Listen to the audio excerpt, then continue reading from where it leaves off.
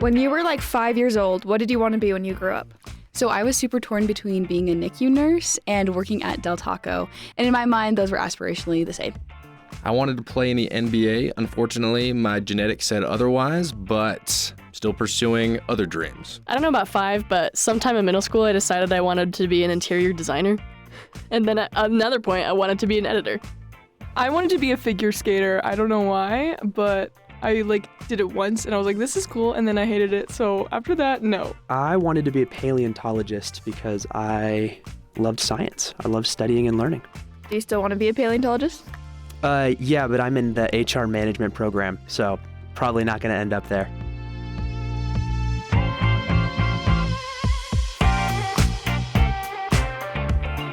Welcome back to Take a Leap. I'm one of your co-hosts, Josh Orton. And I'm Leah King, the other co-host today. And we are so blessed to have Matt Lowe on today. Hi, Matt. What's up? Hey. Hey, let's go. I love the energy. Matt, could you Yes. tell the listeners just a little bit about yourself, maybe where you're speaking to us from? I don't know. Any sort of intro I'm in you want. sunny California right now, and it's winter because it's 65 degrees, No. I love making change. I help people go through different phases of change in their community, their personal life, and organizationally. My area of focus is restorative justice, but I bring that into all different kinds of areas around racial justice, disability justice, housing justice, all the dang things, because we just out here doing the dang thing. So. Awesome. Let's love go. it. For our listeners who may not know, how would you define restorative justice? I'll say it's not really definable, Okay. but it's a posture. So restorative justice is a posture towards wholeness and healing. It asks the question, what is the next greatest step towards healing? And it does it in a restorative model instead of a punitive model of us versus them, instead of what is the harm and what is the healing for the harm that was done. Gotcha. Cool. Yeah. So you mentioned that you love making changes, helping people kind of start that. I wonder if you could tell us a little bit about how you got started in activism in these spaces to do the change making. Well, I wanted to be a professional hockey player, so that was kind of my. Wow. Don't worry, it'll change. And my life was set around that. And then when I was 16, I was diagnosed with a disease that would slowly decrease my vision over the next 6 months. Well, I guess that's pretty fast, and I wouldn't be able to play hockey anymore. I wouldn't be able to pursue that dream. And plans were halted. My dreams were canceled, and I had to figure out a new purpose. So I kind of I thought I was going to be a teacher, then got connected with, I always wanted to be rooted in the people. I really valued people. And I was like, I got connected. I was going to be a history teacher, went to university and ended up double majoring in Black studies. And I really connected that to my early childhood growing up. I spent a lot of time in East and West Oakland. My sister had brain cancer when she was 7 years old and I was 9. So I spent a lot of time at the hospital there. And then I grew up playing hockey in the other side of Oakland. And so much of my childhood was spent in Oakland, which is an under-resourced, exploited kind of community, just very, very low socioeconomic status in those communities where I was.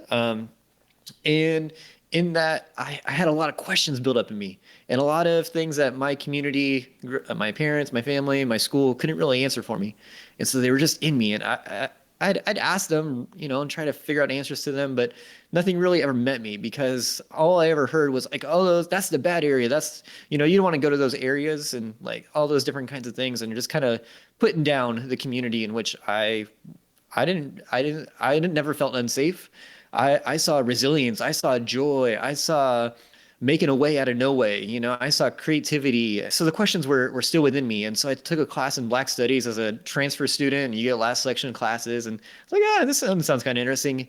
And it just sparked something in me. And I was like, this is it. And I just I pursued Black Studies, ended up double majoring.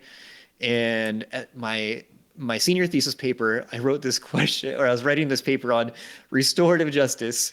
And I was asking this question because at the time there were Ivy League schools, Brown University and Harvard, that were trying to ask the question of like, how do we make recompense for slavery? And the question, I was like, what is it? And they were like, what is a just answer to this? And I was like entering a whole new field as writing a senior thesis paper, and like found out that restorative justice has been practiced for millennium. It has been thousands of years. It's rooted in many indigenous practices around the world. So, and I was like, I knew I was tapping into something deeper at that moment. And that's really what got me. And I ended up getting a master's in community development, asking how do we build truly restorative communities, and understanding that we couldn't really build truly restorative communities until we address these systems underpinning our communal separation. And then I went into like, well, what is keeping us separated from our communities? You know, whether it's a fence in between our neighbors, or it's a social order that's telling us I'm higher than you. So that's what I've been trying to answer and figure out and create change in my own ways, and finding that there's a level of humanity that we have to get back to, where grief, we have to grieve these things with one another and feel these things, and have to like figure out how to collaborate and refine our humanity together. So, and my faith has been a part of that. I didn't grow up in a faith tradition, so yeah, that's been a new addition. So as I've been going through this. I love that. I think that, I mean, first off, I've been there where you think that you come up with a completely novel idea, and then it turns out that everyone has been talking about that for hundreds of years. You're just like, oh, great. Right. But I am interested in how your faith like kind of plays a role in this, because, I mean, obviously, you said you didn't grow up in a super strong, faithful household or community. So at what point does faith become a part of the equation? Yeah, it's when I went away to university, to be honest. A little bit before then, I met somebody at community college, and they kind of like, I started going to church with them every once in a while, but it was just kind of like just being a friendly kind of invite, kind of checking it out, being curious, and then started dating somebody, not that person, started dating somebody else, and then their family she kind of grew up in the church, and I didn't go with, her family kind of thing, just kind of checking it out and going deeper. And then I went away to university, and people are doing like kind of surveys around campus, like Campus Crusade or whatever. There's a few different organizations that got me, but, and just kind of, faith, community, like, what are your values in that? And they got me. And just, I went to one of their first meetings, just the language of like peace and joy and hope. And those things weren't used in my life growing up. And something really resonated with me about that language. Unfortunately, the rest of the practices, I started to like, there's some interesting things going on here. I mean, I kind of went all in on the community and stuff. And really that was my base of my community for all of college. It gave me language. It gave me a way to feel my way through the world, with a sense of optimism, with a sense of courageousness, with a sense of hope. I love that. I love how you said it gave you a sense of language. And I also have seen how religion can be so powerful in founding community among people. Like yesterday, I went to my aunt's house for dinner, like we usually do on Sundays, and her across the street neighbor had a heart attack the day before, and the street was just full of cars and people bringing food to their house. Like I couldn't even park on my aunt's street, and I think they were predominantly people from church. And I just love, like you said, this idea of community within religion. It's a common way for us to have language. We need commonality to be able to, commune with one another. And so language is a foundation in the way that we do that. And there's values that underpin that. And you can use similar language and be of different values also. So there is kind of some sorting that takes place of like, once you get into the community and how people are socialized together, which I kind of nerd out about sometimes, of like social psychology and how we end up creating little communities around one another, because that's really like how do we not other each other is really a big question that I start to get to, because when we other, then we're no longer whole, we're separate. Yeah, that's a good distinction. So we read in your bio or online somewhere, I think, that you have this nickname, Changemaker Matt. Is that true? Changemaker Matt. Yeah, that's true. That's This a is him. website. That's a brand. That's All right, that's there it something, is. You know. Yep. Yeah. Changemaker Matt. Yeah. How did this come about? My friend and I, we were both in Toastmasters, and she just introduced me one day of, this is Changemaker Matt. And like, I was like, it just kind of stuck, you know? And so it became an Instagram, and then it became like a website, and it's just I don't know, I like alliterations. And so with the maker and the Matt, it kind of worked. And like, I had my hands in so many different things in the community here, whether, like I said, housing justice, racial justice, disability justice, environmental justice, advocating for people with that are undocumented, and housing for them, legal support, all different kinds of things in that realm. The homeless community, so it's just, I just had like my hands in a lot of different things. And yeah, people just like, dang, you're a change maker. I'm like, I'm Changemaker Matt, you know? So. And a busy one at that. Wow. Yeah. It's and I've learned there's a gift and there's also a burden of that, you know? So you need to narrow down and stay focused in one thing. Otherwise, there's just a lot of changes that are not really getting done. So Yeah. had to cut back on some things. Yeah, because I mean, at some point you've had like podcasts and you've been coaching like individually, like one-on-one, right? What do you feel like the future holds for you as you're trying to make these changes, as you're trying to like bring about like restorative justice and other things?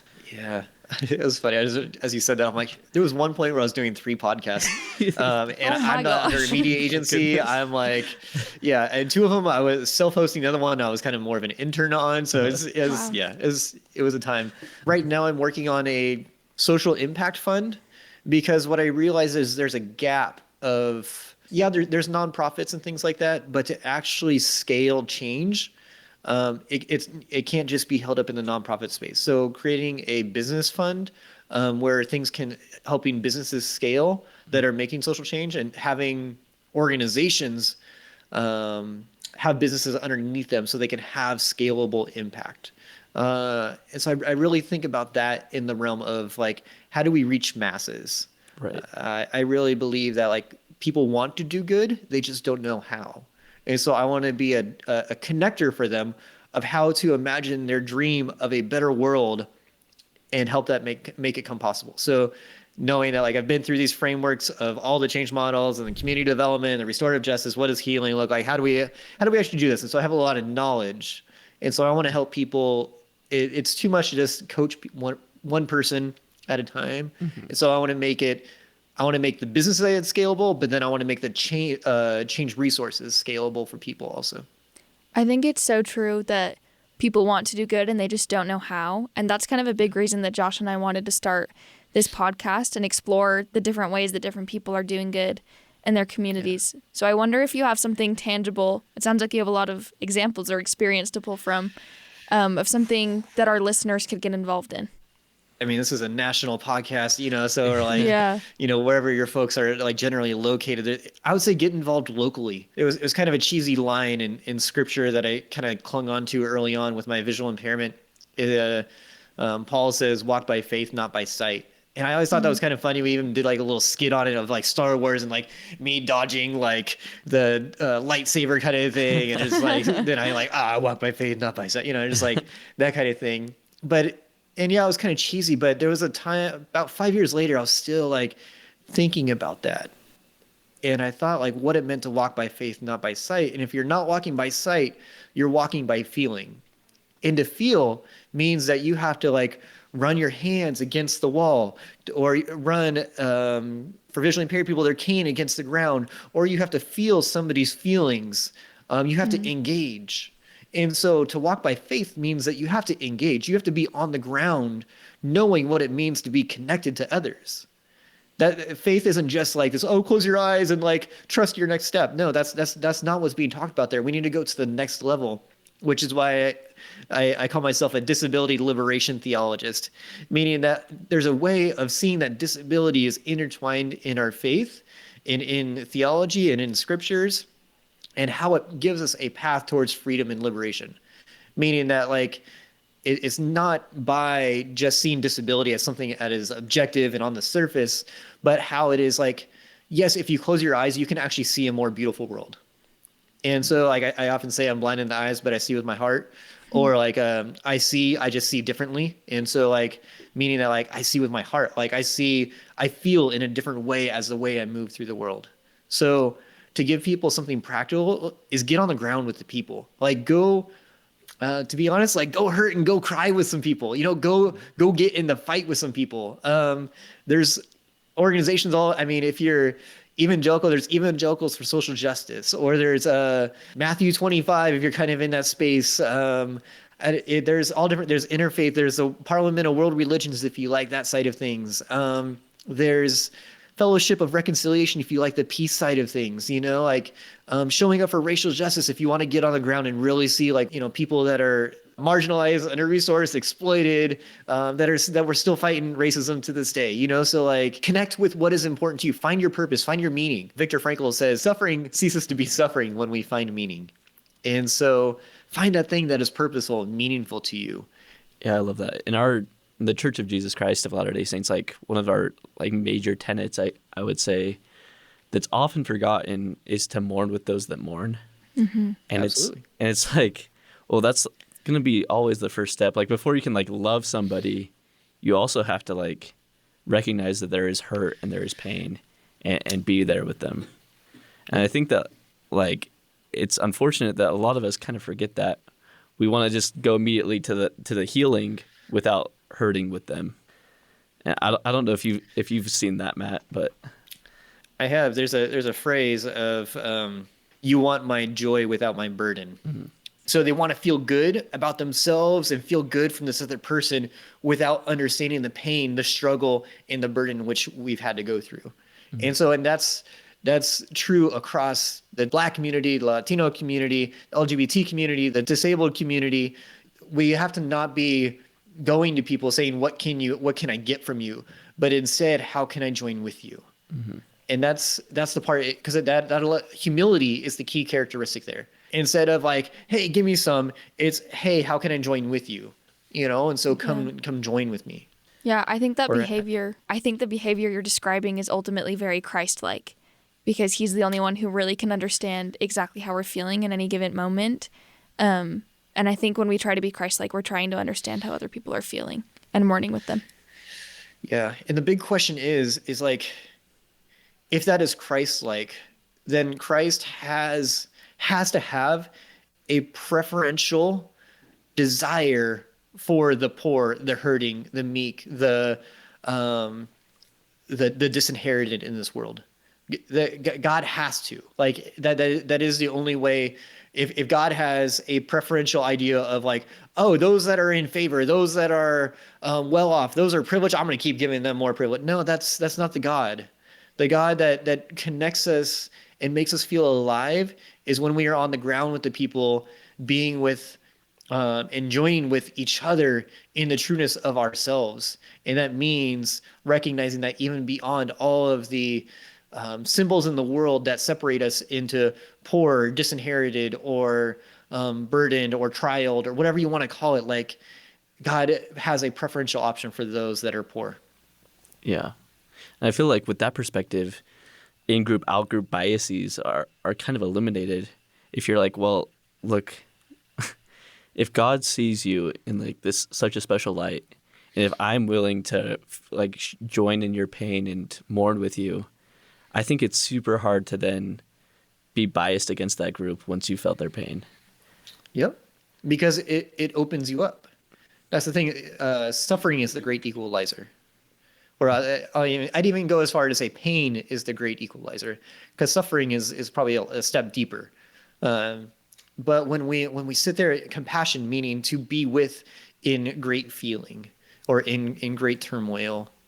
And so to be with somebody in that, we actually have to be with.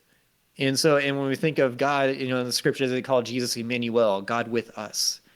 And there's something really radical in being with somebody. Mm-hmm. Talk about power over or power under, which is often like a lot of charities kind of thing. But the power is in power with, God with us. And when God is with us, then there's no stopping us. Yeah. Love that. Yeah, me too. I think you've talked about this a little bit already, but I'm wondering, if you have anything more to say. I want to know, how did losing your vision impact your relationship with God, if at all? So I didn't really know God per se, like a relationship, or like I didn't have concepts of God beforehand. I didn't grow up in a faith family. I mean, my dad was kind of like angry at God, but it's kind of like that, like, I don't know who God is. It's just this kind of concept. And I just need somebody to be mad at. Kind of thing. So yeah, when I came to understand, like, from scripture and Bible and the Christian faith, like I started understanding, having some language, and like I said, the peace, joy, love kind of side of things really connected with me. But I was still going through my own period of grief during that time period. I hadn't yet really grieved my vision loss. I was still clinging to the dream of like, oh, I'll get my vision back and I'll be able to go play hockey and those kinds of things. And it wasn't until I actually like let that go and realize, oh, there is a redemptive path for me. There's a redemptive perspective that I can take towards my suffering. And that's from the work of Viktor Frankl, who's a Jewish survivor of Auschwitz during World War II. So I'm not coming up with that on my own. I'm saying that there's something else happening here. And it started to turn, kind of like when I quoted the scripture earlier, walk by faith, not by sight, of like, oh, that means that my vision loss is actually a gift, because now I can walk with a stronger faith. Now I can walk with a truer love. Now I can walk with a greater vision for myself, for others, and be a greater steward of this life. And I guess to that point, there's Howard Thurman, who is the, I guess you can kind of say, spiritual mentor to Martin Luther King. He said, don't ask the world what the world needs. Find the thing that makes you come fully alive and do whatever that is, because what the world needs is more humans fully alive. And I think that was so inspiring to me for so long. And what I've come to add on to that, Howard Thurman, and all of his wisdom, I look up to him so much, but is to find the thing that makes you fully alive and do that, and go take down the barriers of what is stopping others from being fully alive also. So because the world needs people more fully alive, it can't just be about you. It's about us and about who we are becoming. Yeah. Yeah. Get rid of those barriers. I think it is interesting that the things that make us fully alive are also the things that are the toughest to go through. And how those things are the same thing. It's like sometimes incredible that, the trials or whatever we're going through, at least when you're in it, it's hard to see the light. And then afterwards you recognize it as a blessing, but it's tough going when you're in the midst of it, I think. It is. I mean, vision loss, depression, like I can go days without eating. Like I lost my purpose. My plan of moving away to go play hockey was done. Like dreams were canceled. Like I had to refine myself. I had to come and understand world from a new perspective. And it is kind of a restart button, and you have to, they say the only way to get through something is to go through it. So you have to be able to feel your way through it. The only way out is through. And it's hard work. It was a very low point in my life. It was, and it took years. It didn't happen. I mean, when I tell my story, it seems like it happens very quick, and I can talk about it in like a snap of a finger because now I have perspective. But I mean, that was years. That was years. So yeah, it's incredible. Well, I'm so grateful for the opportunity we've had to talk to you, Matt. Is there anything that you kind of wish we had gotten to that we haven't gotten to yet? Any question that we should have asked that we didn't ask? We can imagine a better world. Maybe some of us can't, but if you can, right now, ask, what is it going to take to make that imagination come true?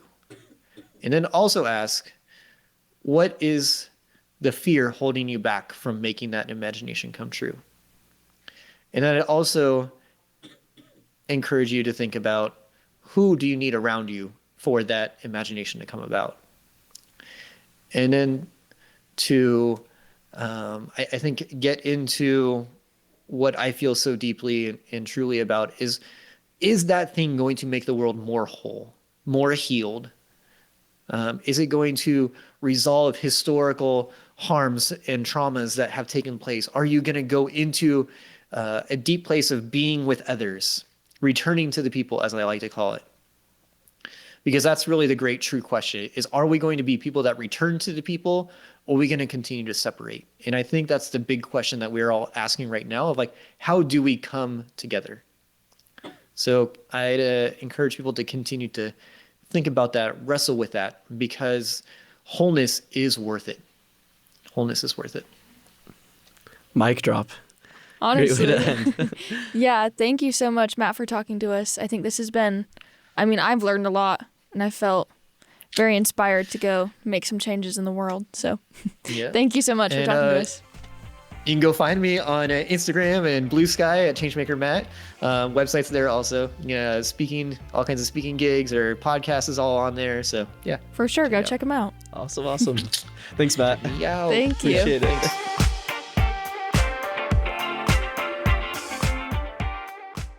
Huge thank you to Matt for speaking with us today. He is so optimistic, and it was really great to have someone with a different perspective talk about their faith journey. And you know what else is great? The Take a Leap TikTok page. Leah works hard to come up with the funniest TikTok trends for us to do, and she's really good at her job. I've already subscribed.